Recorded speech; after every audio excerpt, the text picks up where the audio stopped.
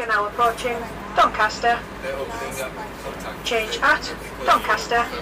If you are leaving us here, please remember to take all of your belongings with you, and thank you for travelling with Grand Central. Please take care when alighting from the train and mind the gap between the train and the platform.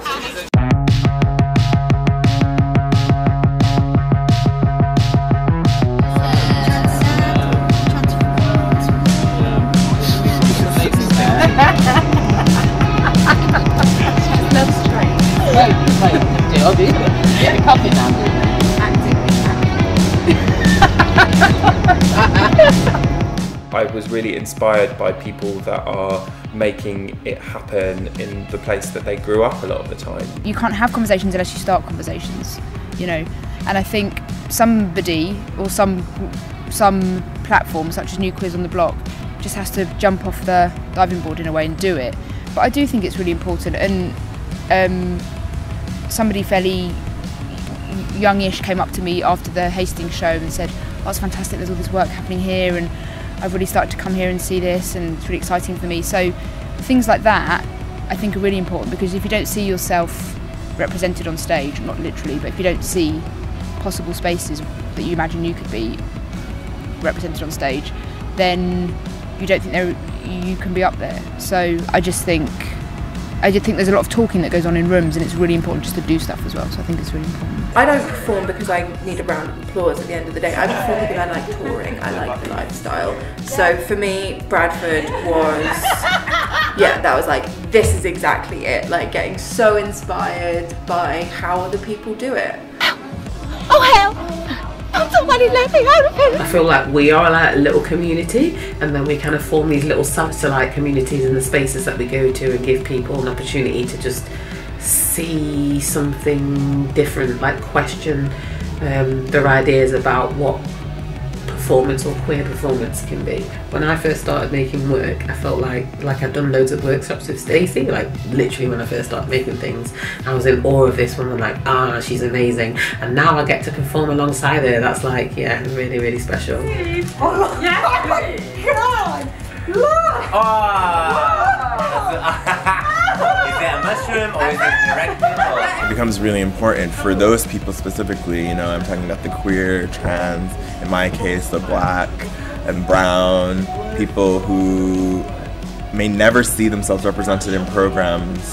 So I think about where I grew up and the kind of work that I saw. I never saw people that looked like me in the shows that I was being brought to watch. And when I did, finally, like after I kind of like made my own choices to like see things that I thought would, where I would feel like I was represented, it actually changed my life, and actually what made me want to be a choreographer. Whereas if I've never seen that before, I would have been doing something else with my life.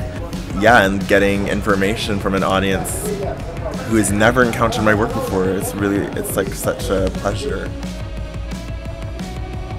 Trying to just turn this off. I'm really finding some now. Remember when I was complaining about how there's no I can do this. And now they're really coming. That's in the one set, is that the back of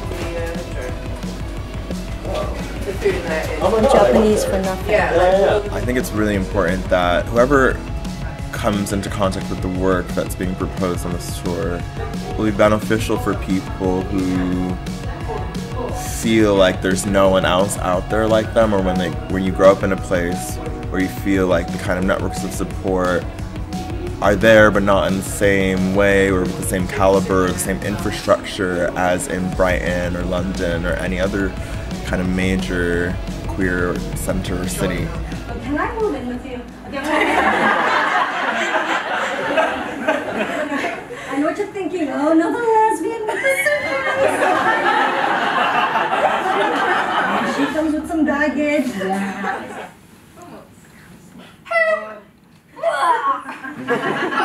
Who must eat it? Who must eat it? Not me.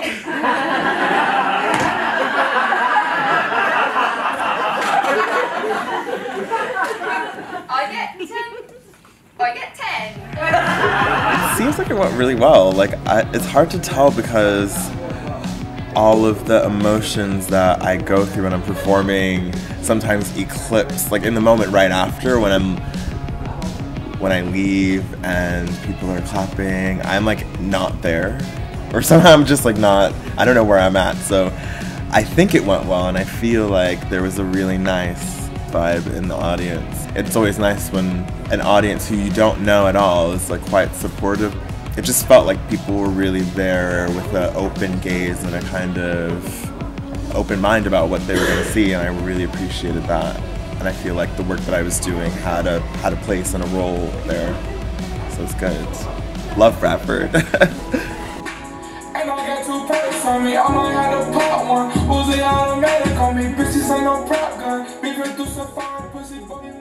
Yeah, I've really enjoyed it. Like, it was varied. I was a bit blagged when that woman was shagging that cabbage first off, but I thought it was fantastic.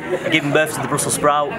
When she started speaking, she said something really profound. I've not actually been to any theatre performances, so this is really cool. I'm really enjoying it. It's got this really bizarre reputation. I think like 2 years ago it was voted the worst place to live in the country, and I was like, that is absolutely wild, because I've lived in 5 different cities now, and I think it's the best one that I've lived in. So there's something about that inherent racism that exists in the media and in the approach that people have to culture and trying to make things happen. It just feels like there's a real, even though it's one of the most diverse cities I've lived in, it feels like that diversity is not used as a real exceptional resource. It's been a pleasure, thank you so much. We will be back whether you like it or not. We have contractual obligations, so well bloody done, love. Woo!